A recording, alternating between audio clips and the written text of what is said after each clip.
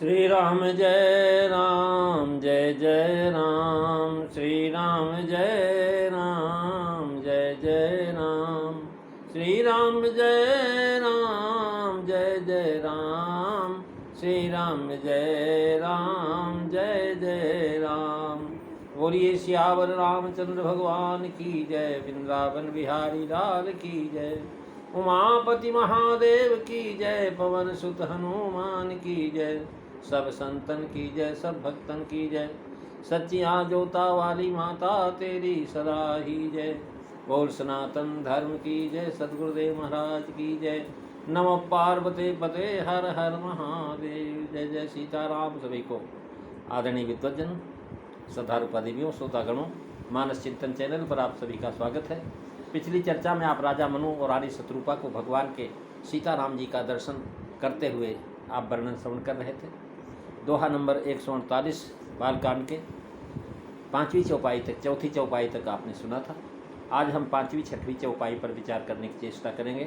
पिछली तुलसीदास जी लिखते हैं कि राजा मनु और रानी शत्रुपा के सामने 26 सिद्ध भगवान श्री राम महाराज और सीता जी के साथ विराजमान हैं और दोनों 26 समुद्र भगवान को देख करके महाराज जो है मन शत्रुपा की आंखें और पलकें जो है महाराज रुकी ही रही, रोके हुए टकटकी लगा कर देख रहे हैं और उस अनुपम स्वरूप को आदर पूर्वक देख रहे हैं और दर्शन से तृप्ति हो नहीं रही। देखते देखते अघाते नहीं। तुलसीदास जी लिख रहे हैं कि छवि समुद्र हरि रूप बिलो की, एक टक रहे पर नयन पट रोकी, चितवा ही सादर रूप अनुपा, अब तृप्ति न मानहि मनु शत्रुपा, मंगल भवनु अमंगल हारी, रवउ सुदशरथ अजीर बिहारी। श्री राम जय राम जय जय राम। श्री राम जय राम जय जय राम। महाराज छवि समुद्र हरि रूप बिलोकी, यानी भगवान का रूप जो है महाराज छवि की समुद्र की छवि, यानी छवि के समुद्र है भगवान।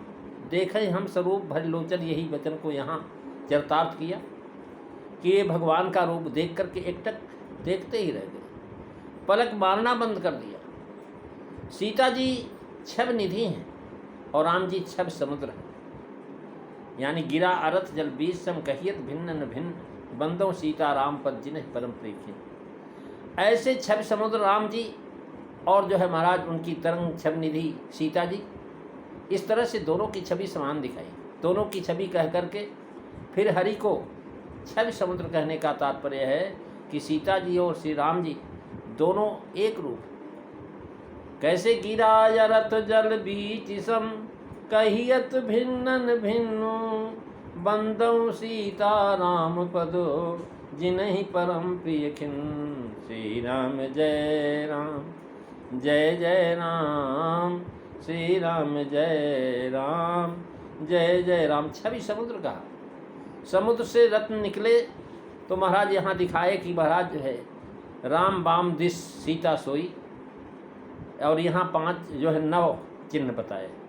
समुद्र मंथर से 14 रत्न निकले थे, उनमें से यहाँ 9 दिया, श्री मणि कौस्तुभ अमृत शंख ऐरावत कल्पिक सुधेन मैंको और दंड। शेष 5 के नाम तो महाराज निकृष्ट है। अप्सराएं वेश्या हैं, बारनी मादक है, अश्व जो है चंचल है, विष प्राणनाशक है, और धन्वंतरी वैद्य जो है महाराज जी भगवान के ही अवतार है। इसी से इन 5 को नहीं कहा, 9 को कहा। जिसे देवता और दैत्यों ने मथा वह प्राकृतिक समुद्र था, और यह दिव्य रूप क्षुधा छवि सुधा रूप समुद्र है। देवता और दैत्य दोनों मतने में सम्मिलित थे, इसी से उसमें उत्कृष्ट की निकृष्ट दोनों प्रकार की चीज़ निकली। और इसमें केवल परम भक्त दंपति मनु और शत्रुपा ये दोनों मंथन कर रहे हैं। अपने शुद्ध अनंत प्रेम एवं तप का महाराज मथानी लगा करके उनमें उत्तम उत्तम रत्न जो है प्रकट हुए। यहाँ श्री राम जी के स्वरूप को वर्णन करके समुद्र की लहरों के समान किया, अर्थात समुद्र की लहर जैसे ऊपर उठती है फिर नीचे जाती है, फिर ऊपर जाती है फिर नीचे गिरती है, यह कब किनारे पर बराबर बना रहता, जब तक किनारे नहीं आ जाते। किनारे तक वैसे ही बनता रहेगा, आता रहेगा, जाता रहेगा।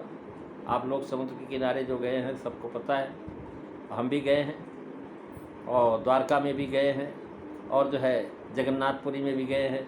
तो सब जगह जहाँ रामेश्वरम वगैरह में सब महाराज जो है इस प्रकार से लहरें उठती रहती हैं। तो कह रहे हैं महाराज जो है इस प्रकार से समुद्र मंथन से कह रहे हैं कि जैसे ऊपर नीचे चलती हैं ऐसे किनारे आने पर बराबर रहता है।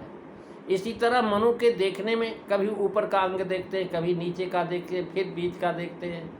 इसी क्रम से मुख का दर्शन आरंभ हुआ और पद कमल पर आकर के सीता जी की ओर देखना प्रारंभ हो गया। और फिर जो है प्रथम मुख को देखा, फिर क्रमशः कपोल, चिबुक और कंठ को। इसके बाद उन्हें क्रमशः नीचे के अंग देखने को चाहिए थे, किंतु वे ऐसा न करके उन्होंने पुनः ऊपर देखना शुरू किया।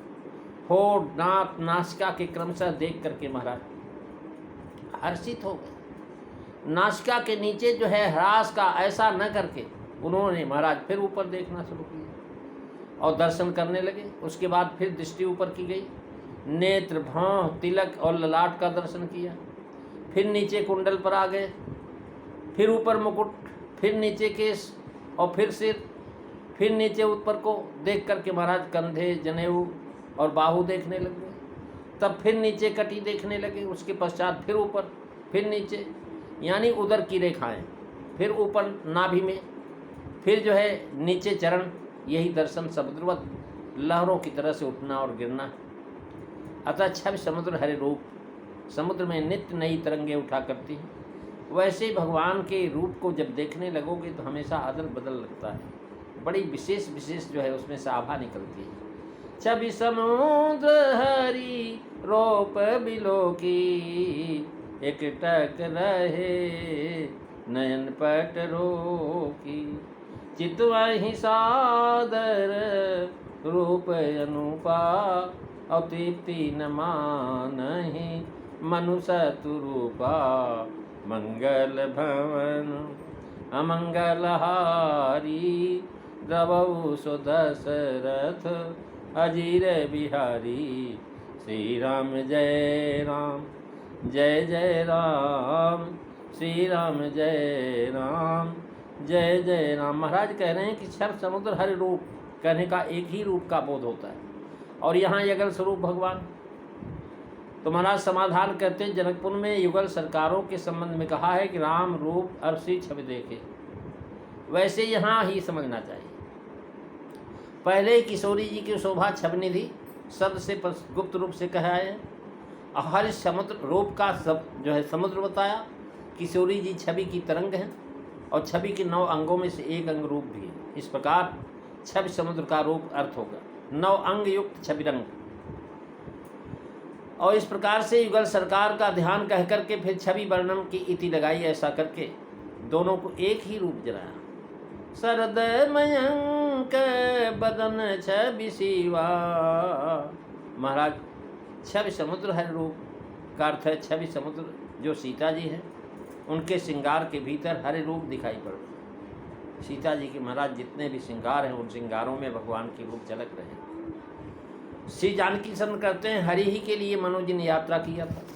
पुनि हरि है तू कह रहे हैं महाराज, हो इन विषय बेयाग, भवन बसत भा चौथपन, उर्दम पति दुख लाग, जन्म गयो हरि भजन बिन। तो हरि के भजन के लिए तो गए हो।